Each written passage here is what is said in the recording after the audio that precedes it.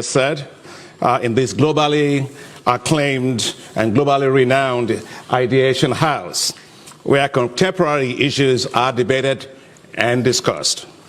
Ladies and gentlemen, my last time here was when I was campaigning for the presidency of the African Development Bank Group in 2015. A lot has happened since then. I was elected in 2015, otherwise I wouldn't have been introduced as president of the African Development Bank, and re-elected for the second term in 2020 with 100% votes of all the 81 shareholder countries. Thank you. African and non-African. It is equally auspicious that I'm also speaking to you today, few days after the annual meetings of the African Development Bank Group that we held in very beautiful city of Nairobi, Kenya. There, our shareholders unanimously approved an additional $117 billion increase in the capital of the African Development Bank Group. This follows an earlier general capital increase of the bank, which raised the capital of the bank from $93 billion, where I met it when I came, to $201 billion in 2019. This new capital injection last week brings the capital of the bank to $318 billion. So you can understand that in the context of changing global financial architecture that we've been asked to do, we're going to be bigger, bolder, and better. The historic increase in the financial capacity shows the confidence of our shareholders in African Development Bank's vision for Africa and our resolve and commitment to accelerate its growth and development, I must add, relentlessly. They did so because our high fives, which are the priorities of the bank, to light up and power Africa. You all know about that, I guess, to feed Africa, to integrate Africa, to industrialize Africa, and to improve the quality of life of the people of Africa. That's what we call the high fives at the African Development Bank. They have impacted on over 400 million people in the last 8 years. This newly injected capital will allow us to do more. It is therefore with great excitement of the wind in the sails of the African Development Bank that I am delighted to speak to you today on envisioning Africa's economic prospects. Ladies and gentlemen, the New York Times recently had as its headlines, "The future is African." I agree, of course, with the New York Times. Africa can no longer be ignored. I fully expect Africa to be the pivotal continent in the world, given its economic prospects. First, Africa's population is projected to reach 2.5 billion by 2050. And by then, 1 in every 4 persons on Earth will be African. With rising middle class and projected consumer and, of course, business expenditures projected to reach over $7 trillion, this is a formidable market of the future you cannot ignore. Second, with its burgeoning youth population of almost 1 billion people under the age of 35, Africa will boom with talented skills and form the workforce of the world. Third, with 65% of the uncultivated arable land left to feed 9.5 billion people in the world, it's not in Asia, it's not Latin America, it's not in Europe, it's not in China, it's in Africa. So what Africa does with agriculture is going to absolutely determine the future of food in the world. Fourth, the future of energy transition for a world powered largely with renewable energy will actually depend on Africa, because Africa has the largest solar potential in the world, which of course will be critical for developing green hydrogen and green ammonia that will power economies of the world towards net zero emissions. Africa also has the largest deposits of green metals and minerals, from platinum to copper, nickel, manganese, chromium, graphite, and lithium, which of course are all critical for manufacturing of solar panels, battery energy storage systems, and electric vehicles, and the value of those electric vehicles by 2025 will be $7 trillion. By 2050, it will be worth $57 trillion. Fifth, the African Continental Free Trade Area, which of course brings together all 54 African countries, with an estimated GDP of $3.4 trillion, is on its way to becoming, actually, the largest free trade zone in the world in terms of number of participating countries. Therefore, ladies and gentlemen, economic trends, growth and development of Africa are central as we look to a world where the continent will play a very significant role. Ladies and gentlemen, despite challenges of COVID-19 pandemic, geopolitical risks, high food and energy prices, and the rising global interest rates, African countries are showing economic resilience. Africa's real GDP growth rate increased from 3.1% in 2022 to 3.7% in 2023 and to 4.3% projected for 2025, according to a report of the African Economic Outlook that we released last week at our annual meetings of the African Development Bank. Africa is the second fastest growing region in the world, second only to Asia, and has actually 10 out of the 20 fastest growing countries in the world. As Africa's economic resilience is bolstered, unlocking its economic prospects that we're talking about requires ensuring structural change of its economies, raising the productivity of agriculture, so we're always back to agriculture, provision of electricity, accelerating infrastructure investments, and supporting fast-paced digitalization, unleashing economic and job opportunities for women and youth, and driving industrialization through greater mobilization of the private sector. Assuring food security in Africa is top on the agenda for the African Development Bank. Of course, as you know, I'm an agricultural economist, and the first one ever to have come from an agricultural background to lead a global multilateral development bank. So, you know, agriculture is it at the front of the agenda. It's in my genes. Over the past 8 years, we have provided close to $10 billion in support of our flagship initiatives in agriculture. One of our top flagship initiatives is called Technologies for African Agricultural Transformation. In other words, it's called TAAT. It has delivered climate-smart agricultural technologies for over 13 million farmers. And one of the ones is in Ethiopia. And when I spoke with Prime Minister of Ethiopia, Abiy, at the time, I told them that we got the technologies that can allow Ethiopia to become entirely self-sufficient in wheat. And it's called heat-tolerant wheat varieties. We gave it to them, 65,000 metric tons we gave to them. Now, if you want to understand what 65,000 metric tons is, think of an A380 aircraft. In terms of the passengers you have, in terms of the cargo load you have on the fuel, that's essentially 94.3 tons, that's it. So when I say 65,000 metric tons of seed, think of that as like having 665 A380 aircraft, Airbuses on a landing strip. That's how much, that's in terms of volume of seed.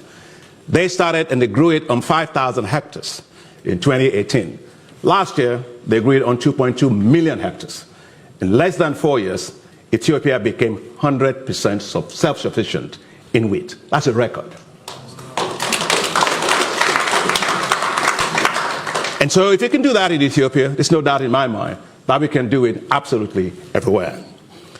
The African Development Bank is also developing what I call special agro-industrial processing zones. We're doing those in 11 countries to support agro-industrialization and value addition and the development of agricultural value chains. You see, the size of the food and agricultural market in Africa is going to reach $1 trillion by 2030. And Africa cannot and should not continue to export primary commodities. The door to poverty is the export of primary commodities. The highway to wealth is value addition. And therefore, whether it's cocoa, whether it's coffee, whether it's tea, whatever it is that we have, We've got to not be at the bottom of that value chain. We must be at the top of that value chain. And that is why, without consolidated infrastructure that will drive structural transformation of agriculture, that's not going to happen. That's why we are investing heavily in these special agro-industrial processing zones to unlock that value for us. And of course, unlocking Africa's renewable energy resources and assuring energy supply, access, and security is fundamental for Africa's economic prosperity. As I speak to you today, still close to 600 million Africans don't have access to electricity. But that's good news, because we kept working at it. Since I was elected president, I put electricity front and center of everything we're going to do. Because you cannot industrialize in the dark. You cannot be competitive in the dark. You cannot be a global powerhouse if you don't have electricity. And so we launched what's called the New Deal on Energy in 2016. Much progress has been made. The percentage of the population that have access to electricity used to be 32% when we started. Now it's 57%. Significant progress has been made.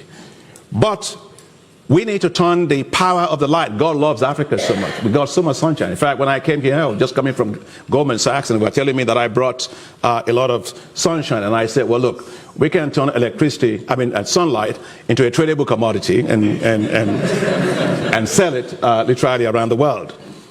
To do that, if you look at the Sahel, Sahel has the highest solar irradiation in the world. And yet it doesn't have electricity. It doesn't make any sense. And therefore, at the African Development Bank, we launched a big program, a $20 billion program that's called Desert to Power. That Desert to Power is to take the entire 11 countries that share the Sahelian zone all across Africa and produce and develop 10,000 megawatts of solar power energy systems that will provide electricity for 250 million people. And so it's ongoing, and we can talk about that in the Q&A sections. If anybody wants to ask questions, it's not something we're planning to do. It's something that we have started. And when it is done, it will be the largest solar zone in the entire world. Now, during the spring meetings of the World Bank earlier this year, my dear friend and colleague Ajay Banga, president of the World Bank Group, and I launched a bold effort to connect 300 million Africans to electricity by 2030, jointly between the World Bank and the African Development Bank. In fact, this came out because when Ajay was running for president of the bank, he came to see me. He said, look, you're the first person I came to see in the world. I left Washington as soon as I was elected, and I came straight to see you. And he asked me, what do you have in mind? I said, look, only three things. I'm not going to ask you for more than three things. First, you work together with us to make sure Africa has 100% electricity.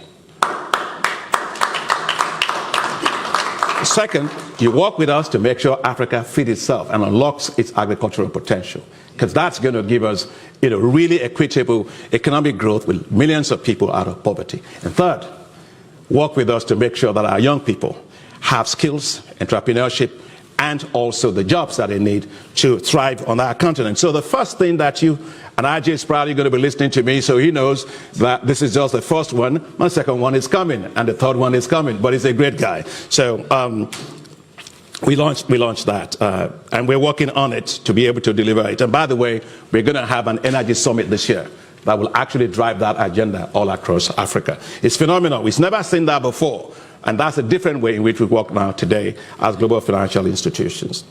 Ladies and gentlemen, the African Development Bank is investing heavily in human capital to unlock and to unleash the growth potential of Africa, tapping into the enormous potential that we have in the diaspora. See, many Africans here that are in the diaspora, right? So it's brain circulation that we have, right? Global expertise, but made available to Africa and tapped for Africa's benefit. And we are working today supporting universities of science and technology, expanding training in science, in technology, in engineering, in mathematics, and centers of excellence in biotechnology, in material sciences, in artificial intelligence, as well as technical and vocational training that will spur knowledge-based economies from Africa. We have actually committed $700 million to education and skills development, which has supported over 4,000 tertiary education and training centers, provided 1.7 million African youth with access to education in science, in technologies, in engineering, and of course in mathematics, which are fundamental to driving a global knowledge economy. The African Development Bank is supporting what we call coding for employment programs. The future of the world is about coding. That's the new currency in the world. And with our population, we want to be playing in that particular market to provide digital skills in supporting computer coding in partnership with Microsoft philanthropies. This is essential to drive the expansion of the rapidly expanding fintech industries in Africa. And as you know, Africa has witnessed a tripling of the number of startups that we have, reaching 5,200 between 2020 and 2021. The revenue of Africa's fintech companies has exploded to over $30 billion projected by 2025. Now that trend, in terms of the size of the digital economy, was estimated by Google and also by IFC, the International Finance Corporation, to reach $180 billion by 2025, just next year. And by 2050, it will reach $712 billion. So unleashing the potential of that digital economy will require large-scale investments in digital infrastructure, including fiber optics, data centers, and the expansion of mobile networks to improve connectivity. Now, when I was elected president of the bank, one of the first places I went to was a place in Senegal called the Gorée Island. I wanted to feel that to be a moral compass for me as I started my summit. I went over there, and of course, for those of you that probably have gone to Gorée Island, you go right through it, and there's a door that they say is a door of no return. And I stood there, and I had a lot of things, memories, and all kind of things. It was a pretty emotional time for me. And as I stood there, I saw in my vision that this is why the best and the brightest and the strongest of Africa were. And they were taken out and put in on boats on the Mediterranean, and they were shipped outside of Africa. Went back into my car with all of the emotion running right through me and my thoughts and so on. And I sat down and I said to myself, but look, today, then they did it against their own volition. Today, on their own volition, several of Africa's youth are taking the same kind of boats. They're just not locked up this way, but people sitting at the bottom of boats trying to flee from a continent. So I knew that a big agenda for us has to be how to tap and unleash the potential of our youth. It's all about pride. I was with Prime Minister Meloni of Italy at the Italy-Africa Summit, and she's good, she's doing a great job, and we had a great conversation. And I said, well, look, the issue of dealing with Africa's youth migration, the future of Africa's youth is not in London. It's not in America. It's not in Asia. It's not in Latin America. It's not in any parts of the world. It is in Africa, growing well, with quality growth, paying attention to inequality, and paying attention to turn its demographic asset into an economic dividend. The young people of Africa are the best assets we have, but we have to put our money to back them up, to take on the world, and they can do that. And that's why the African Development Bank, when I got in there, I said, look, we're going to create what we call new financial institutions around our young people. And we are doing that today because we have rolled out, or we are rolling out, what's called Youth Entrepreneurship Investment Banks.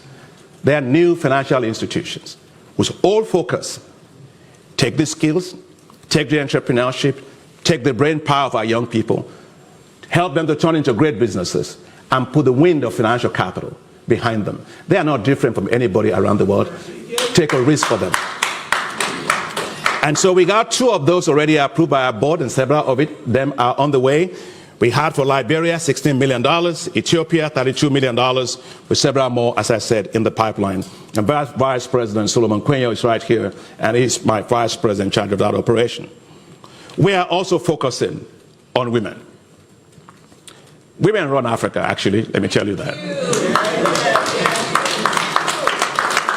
And that's not just a cliche. I'll tell you, when I was chief economist for the West Africa Rice Development Association in the 1990s, I traveled to Nigeria. When I got to Nigeria, I was flying back to Abidjan. And I got in those days into one aircraft. They used to call them Air Afrique. You remember? We used to have an aircraft called Air Afrique. And as I got in there, I saw so many women carrying baskets on their head with a lot of clothing, all kind of wrappers and stuff in it. And I had just a small computer with me. And a compact, you know, remember those compacts that's like a suitcase, like you grab them like that. And I was looking for where to find a space to put it. And the hostess looked at me after I was struggling and said, "Can I help you, sir?" I said, "Yes, I'm looking for a place because all these women, market women, taking over all the space with baskets and all of that." And she said, "How many times do you fly this aircraft?" I said, "It depends on how my job takes me." She said, "You know, these women, they may look not like they don't have a lot of money, but they own this aircraft." "Oh, really?" Yes. Well, you know, I traveled all the way from Korea for this, so you're going to have to give me time. You know, and they took it, my thing, she said, "I'll put it up for you in the, up there, make way for the women." And I never forgot that. And so at the African Development Bank, we have what we call AFAWA, Affirmative Finance Action for Women, to mobilize $5 billion of financing in support of women businesses in Africa. And we are making headways with it. Already, we are working with 169 financial institutions in 43 countries. We've approved $1.7 billion of financing for more than 18,300 businesses or women. As I said, we are well on our target to raising the $5 billion. Ladies and gentlemen, let me also now talk about improving regional integration. To assure the success of the Africa Continental Free Trade Area, we provided more than $50 billion in support of infrastructure in the last 8 years. That includes infrastructure for ports, for rails, for digital infrastructure, for water, for sanitation and digital infrastructure. We also launched a new effort called Alliance for Green Infrastructure in Africa, which is to mobilize $10 billion to build green infrastructure all across Africa, because we're just getting most of our infrastructure done, and we want it to be green. And Minister Amadou Hott, former Minister of Economy of Senegal, is my special envoy doing that. We are mobilizing private sector investments in Africa. We supported a $24 billion LNG project in Mozambique, which will provide $66 billion of revenue for Mozambique and make it the third largest exporter of LNG in the world. We've supported Aliko Dangote's refinery, $19.5 billion refinery, which is the largest single train refinery in the world, and also ammonia plant. OCP in Morocco, it's the largest phosphate company in the world, and we are also supporting that. But as we do all that, ladies and gentlemen, we realize that for private sector investment, the key is risk, especially market risk, counterparty risk, exchange risks, and political risk. To mitigate this, we are deploying a whole series of instruments, from partial credit guarantees to partial risk guarantees, to support them. And just a few cases, we did this already in Benin, where we did $195 million of partial credit guarantees to help them raise $350 million from international banks and institutional investors. And two critical things: it lengthened the maturity of their issues, and it also reduced the interest rate by more than 290 basis points below what they would have actually gotten if they actually went on their own. We've done the same also for Egypt, to allow them to raise a $500 million panda bond, the first ever by an African sovereign on the China capital markets, which won one of the deals of the year. We are also now, if you look at Tanzania, DRC, and Burundi, they have a $3.5 billion railway project that we are using partial credit guarantees to mobilize all the capital to help make that happen. But as we talk about that, you know the issue is exchange risk. And that happens because in Africa you have currency-denominated loans in foreign currency, but you're getting a lot of your counterparties' revenues in local currency. And therefore, we are deploying a whole slew of instruments to deal with that local currency products. And that includes local currency loans, the use of private sector FX hedging institutions, such as TCX, for example. Now, as I go around, I'm asked a lot of questions about the issue of risk in Africa. Look, I'm not denying that there are risks, but Africa is no more riskier than any part of the world. But don't believe, a lot of it is perception. Well, perception is not reality, and I'll tell you why. You know, Moody's Analytics did an assessment, 14-year assessment of the cumulative losses on infrastructure around the world. Guess what they found? They found that losses in Africa was 1.9%. In North America, it was 6.6%. In Latin America, it was 10%. In Eastern Europe, it was over 12%. In Western Asia, 4.6%. Now you tell me. Perception is not reality. And that's why we are working today, and I understand there are risks, so don't get me wrong, but I'm just saying we are now more riskier than any other part of the world. And that's why I'm glad to be in UK today. You know, your minister, Minister Mitchell, is a fantastic minister for you at FCDO. We've got $2 billion guaranteed from the FCDO to free up $2 billion for climate finance. We've got another $1 billion freed up by guarantee from the FCDO to allow us to put $1 billion in supporting South Africa's just energy transition.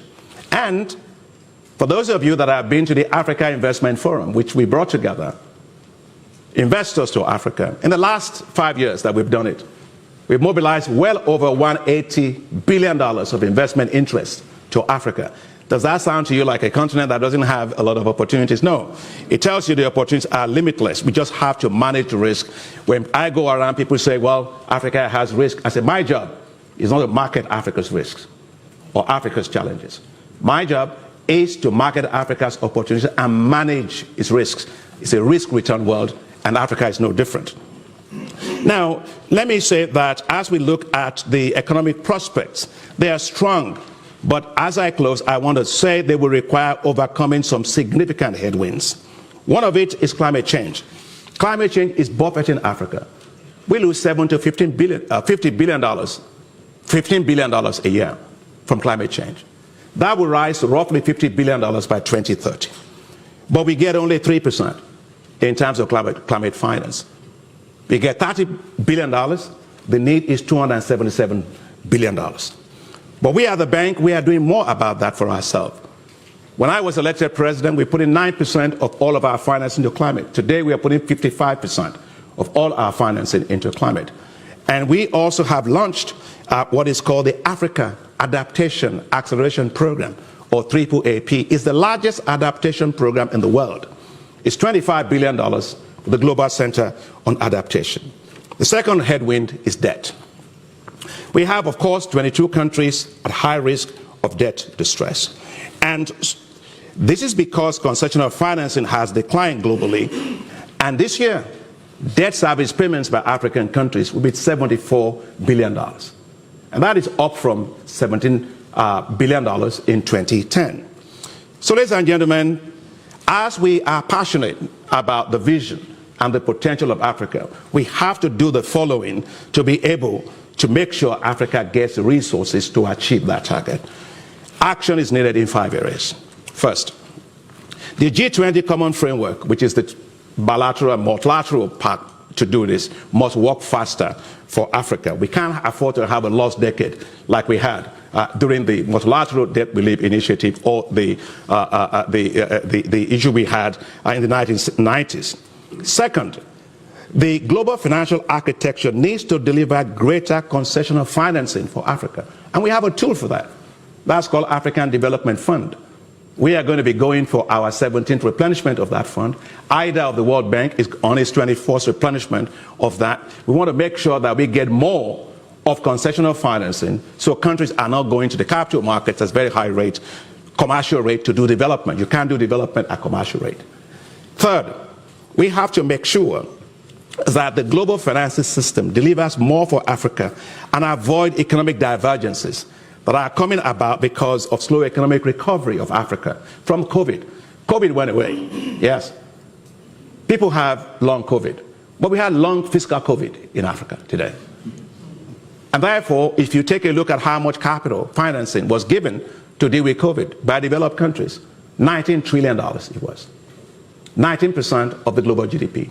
Africa, $83 billion, 4.5% of its global GDP. So there's a lot of inequity in how these things are done. Also, take a look at its special drawing rights, which were issued by the IMF. They are contingent facilities to deal with global shocks. $650 billion were issued. Africa, guess what? Got $33 billion. That's 4.5% for a population of about 1.2 billion, 1.3 billion people. And so, but I'm delighted, however, that the African Development Bank, working with the Inter-American Development Bank, we came up with a structure that can allow those SDRs to be used better and leveraged. And it was approved by the IMF Board of Directors after 2 years of hard work and advocacy. And here is what that means. Because we are AAA rated financial institutions, $1 of SDR would turn to $4 because we are AAA rated financial institution. So when IMF approved it for $20 billion up to for hybrid capital, that means that we can leverage that to deliver $80 billion of financing all across African countries and other regions. I also want to say, finally, that it has to do with how African sovereigns and non-sovereign are rated. We are not rated fairly. We are not rated fairly. If Africa's ratings are actually done fairly, the United Nations Development Program says that Africa would save $75 billion a year in interest service payments. So, and that's why, for us, we take this issue very seriously, and we are working with Africa to set up an Africa credit rating agency. It's not to replace global rating agencies. No, don't get me wrong. If you go to a doctor, here's your scan, you must also be able to get a second opinion. And so that's very important that the risks are well understood. President Ruto said last week, he said he had to pay 200 basis points higher just because there was a coup in Niger Republic. And he had to tell the rating agency, I don't know the particular one, that last time he checked the map of Kenya, Niger was not inside of the map. So as I close, Africa's trajectory will be stronger as we tackle these challenges, but we must improve security. Security is a big issue that we must do, and deliver more concessional financing. At the end of the day, what will make the most difference is mobilization of domestic resources.